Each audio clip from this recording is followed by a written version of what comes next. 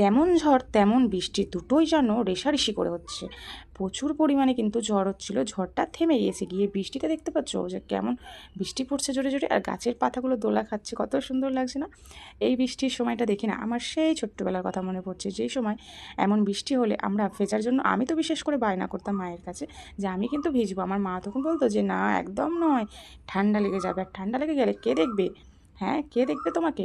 তখন সেই ছোট্টবেলার কথা সত্যি মনে পড়ে যাচ্ছে। আজ এই বৃষ্টি হচ্ছে, আর সাথে দেখতে পাচ্ছ পাথরও পড়ছে কিন্তু, মানে এমন পাথর পড়ছে, অ্যালবেস্টারের টং টং করে আওয়াজ হচ্ছে, আর এদিকে সাদা হয়ে গেছে অ্যালবেস্টারের উপরে।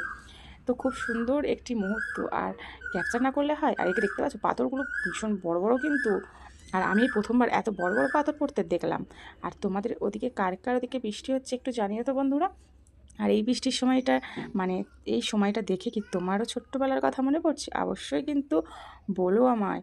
আর লাইক কমেন্ট করতে একদম ভুলো না, ভিডিওটা ভালো লাগলে ভালোবেসে পাশে থেকো বন্ধু।